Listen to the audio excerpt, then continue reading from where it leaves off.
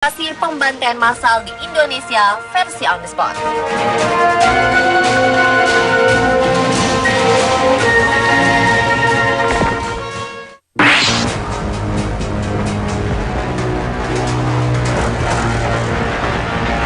Pada masa penjajahan Jepang 1942 hingga 1945, salah satu daerah yang paling ditakuti adalah Kalimantan Barat. Penduduk di sana tidak mau menerima kedatangan Jepang begitu saja setelah Belanda mundur. Jepang mengambil paksa harta benda dan memperkosa anak gadis di sana. Sultan dan para cendekiawan di Kalimantan Barat pun berkumpul untuk membuat strategi mengusir Jepang dari tanah mereka. Namun rencana ini dibocorkan oleh warga yang berkhianat. Jepang mengetahui rencana tersebut dan menangkap semua cendekiawan yang berkumpul, termasuk Sultan Pontianak. Mereka dibawa ke Desa Mandor, Kabupaten Landak, Kalimantan Barat untuk dibantai.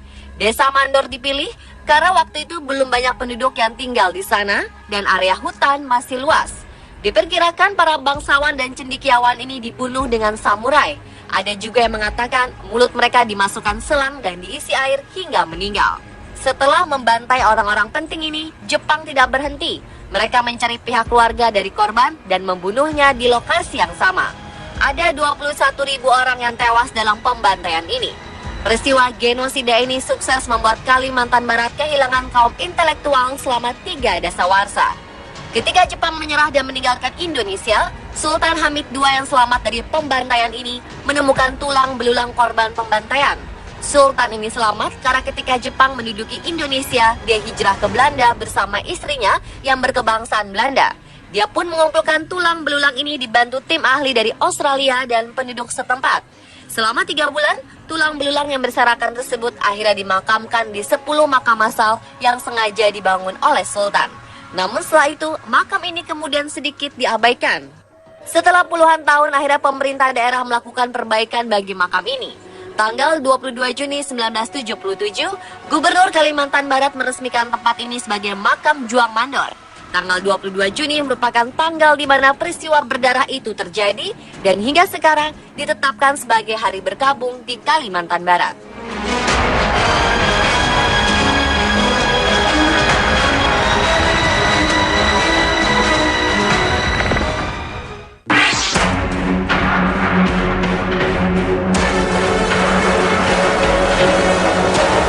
Tidak kalah kejam dengan Jepang, tentara Belanda juga melakukan pembantaian massal di berbagai tempat.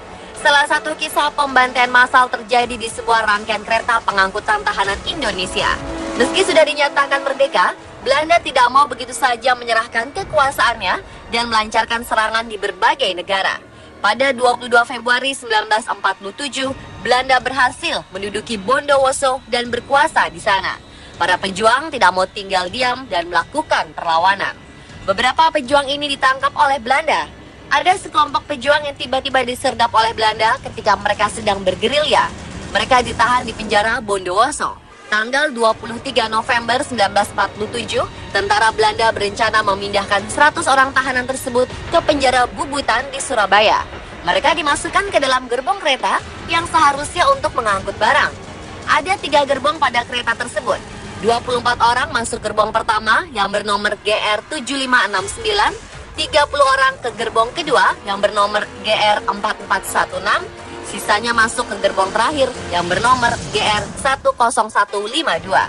Selama 16 jam, para tahanan ini harus berjuang mempertahankan hidup tanpa diberi makanan atau minuman dan udara yang cukup. Rakyat yang ada di luar kereta saat melintas pun dilarang mendekati gerbong. Beberapa kali tahanan tersebut berteriak minta minum dan udara, tapi tidak digubris. Akhirnya, ketika tiba di stasiun Wonokromo, kereta berhenti. Dan setelah didata, 46 orang tahanan meninggal karena kekurangan minum dan makanan, sisanya sakit parah dan lemas.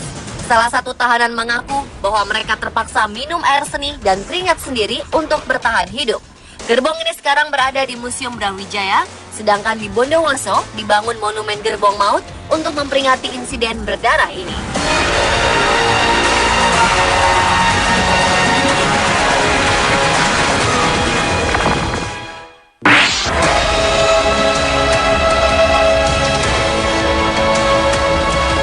Monumen yang berdiri Aksi gagah ini merupakan simbol kepedihan rakyat Makassar terhadap tragedi yang dimulai pada 11 Desember 1946 di Desa Batua, Makassar. Pada waktu itu, Belanda masih belum menerima kedaulatan Indonesia sebagai sebuah negara yang merdeka. Tentara Belanda masih menekan rakyat di berbagai daerah, salah satunya rakyat Makassar. Di lapangan Desa Batua, tentara Belanda memaksa rakyat menggali sebuah lubang besar. Rakyat tidak mengetahui bahwa lubang yang mereka gali itu nanti yang menjadi sebuah kuburan massal bagi penduduk Makassar. Sebanyak 3.000 orang yang dinilai pemberontak dan pejuang ditangkap dan dikumpulkan di lapangan itu. Secara bergantian, mereka diminta duduk berjejer mengelilingi tepi lubang itu dan ditembak oleh Belanda. Korban yang tertembak akan segera jatuh ke lubang sehingga tentara Belanda tidak perlu capek menguburkan mereka satu persatu. Tidak hanya para pemimpin dan pejuang saja yang dibantai. Setelah pembunuhan sadis tersebut, tentara Belanda semakin kehilangan akal. Mereka mendobrak pintu-pintu rumah rakyat dan menembaki siapa saja yang terlihat mencurigakan. Dalam waktu 3 bulan, ada 40.000 jiwa yang tewas. Komandan tentara Belanda yang bertanggung jawab atas pembunuhan massal ini bernama Raymond Paul Pierre Westerling. Karena peristiwa tersebut, pembantaian keji ini dinamakan pembantaian Westerling.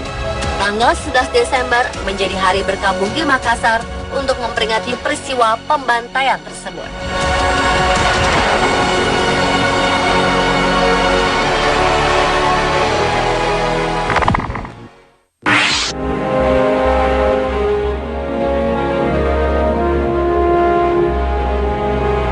Pembantaian tentara Belanda terhadap rakyat yang tidak bersalah memang sangat keji.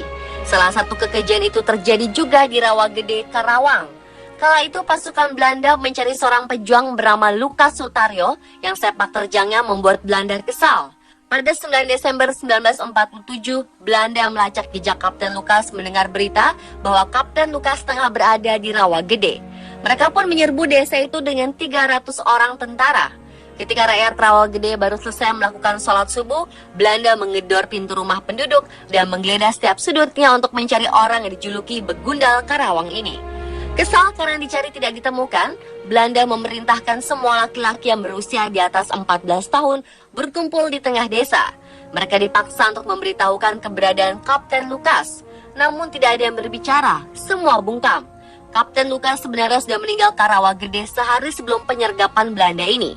Karena semua bungkam, peluru tentara Belanda pun akhirnya dilontarkan dan menewaskan semua laki-laki itu. Dalam waktu 12 jam, seluruh laki-laki dewasa di desa ini tewas.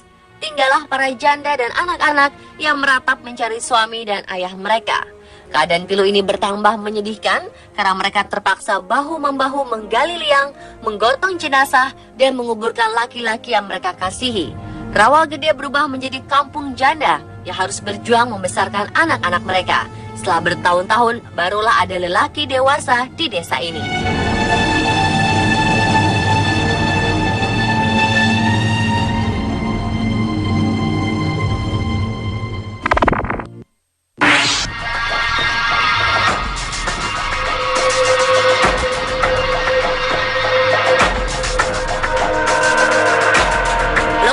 Selanjutnya merupakan saksi kekejaman bangsa kita sendiri. Monumen Kresek di Desa Kresek, Madiun adalah lokasi sekaligus saksi pembantaian PKI di tahun 1948. Titik tempat Monumen Kresek berdiri dulunya adalah sebuah rumah yang dijadikan PKI sebagai ajang pembantaian warga sekitar. Warga-warga dikurung di dalam rumah, kemudian rumah dibakar bersama warga yang ada di dalamnya. Patung dan relief yang ada di area monumen itu menggambarkan kronologis kejadian pembantaian yang dilakukan oleh PKI. Tidak hanya warga, beberapa anggota tentara juga ikut menjadi korban dalam pembantaian massal ini. Ada sebuah sumur di area ini yang menjadi makam bagi para korban pembantaian di sini.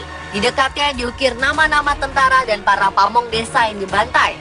Salah satu prajurit TNI yang gugur dalam pembantaian itu adalah Kolonel Marhadi. Namanya lalu diabadikan menjadi salah satu nama jalan di kota Madiun.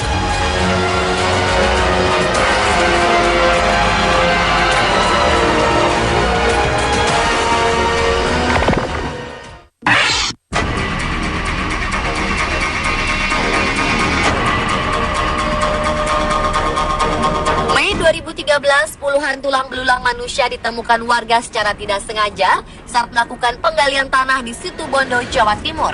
Saat ditemukan salah satu tulang bergelang besar dan bercincin yang diduga perhiasan milik korban. Warga pun meyakini tulang yang berserakan terpendam sedalam 50 cm itu merupakan tulang manusia. Karena lokasi penggalian tanah untuk pasir dan batu ini konon merupakan tempat pembantaian massal puluhan tahun silam. Tak hanya menemukan tulang belulang manusia ini, namun warga juga menemukan adanya perhiasan seperti gelang yang melingkar di salah satu tulang lengan. Mereka juga menemukan sebuah cincin yang terlilit di tengkorak jari. Sayang, kondisi tulang banyaknya hancur karena terkena cangkulan. Cincin dan gelang yang ditemukan diduga warga perhiasan emas milik korban sehingga langsung diamankan warga. Sementara dari temuan ini terlihat jelas beragam jenis tulang berserap, mulai tulang pinggul, tulang paha, tulang iga, hingga gigi. Tulang belulang manusia ini pertama kali ditemukan Bu Nasroh, seorang pekerja galian. Bunyi keras yang mengenai cangkulnya awalnya hanya dianggap batu biasa, namun setelah menemukan kumpulan rahang dan gigi, ia baru sadar telah mendapati tulang manusia. Warga pun yakin jika tulang yang diduga dua kerangka itu manusia. Penemuan tulang belulang seperti ini pernah terjadi sebelumnya yang berjarak sekitar 300 meter dari lokasi penemuan saat ini. Warga dulu yang takut menggali penemuan pertama pun mencoba pindah di lokasi baru ini. Namun setelah menggali seluas 15 meter, kumpulan tulang terseret di kedalaman 50 hingga 100 cm dari permukaan tanah. Warga pun meyakini bahwa tulang tersebut merupakan manusia korban pembantaian massal puluhan tahun silam. Namun hingga kini belum ada pihak berwajib yang melakukan pengecekan terhadap penemuan tulang ini. Diduga di dalam tanah yang menggunung ini masih banyak terdapat tulang-tulang yang terpendam.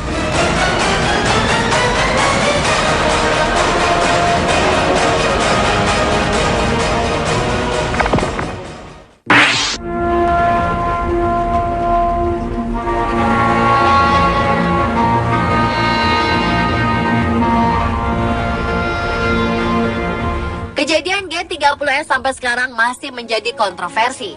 Apapun kebenarannya, korban massal terjadi di seluruh Indonesia, baik dari anggota PKI sendiri maupun di luar PKI. Setelah peristiwa pembunuhan jenderal di Jakarta, anggota PKI pun mengalami tekanan dari berbagai pihak. Terjadi penangkapan besar-besaran terhadap anggota partai beraliran komunis ini. Beberapa kuburan massal pun ditemukan. 2 lubang ditemukan di kawasan hutan Plumbon, Mangkang, Semarang, Jawa Tengah. Berada di belantara hutan Plumbon, Kelurahan Wonosari, Kecamatan Mangkang, Semarang, Jawa Tengah, jejak kuburan massal penumpasan Partai Komunis Indonesia muncul kembali. Dengan menyisiri kawasan hutan, sekelompok penggiat hak asasi manusia menemukan petilasan sumur yang diduga menjadi kuburan massal anggota PKI. Petilasan kuburan massal ini berbentuk tanah rata di tengah hutan dan dirindangi 2 pohon. Salah satu saksi pembantaian ini menceritakan bahwa kuburan massal ini awalnya berbentuk 3 lubang sumur dengan diameter 2 meter dan kedalaman 1,5 meter. Namun ketika itu yang digunakan untuk kuburan hanyalah 2 lubang. Sebelumnya anggota PKI dieksekusi dengan cara ditembak, mata ditutup plastik, dan tangan terikat. Dikabarkan jumlah jasad anggota PKI yang ada di sumur hutan Plumbon berjumlah 24 orang dan salah satunya wanita.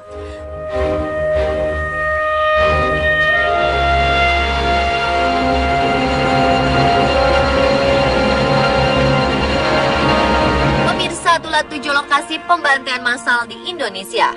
Semua lokasi meninggalkan kisah yang kelam dan menjadi peringatan bagi kita untuk tetap hidup dalam damai.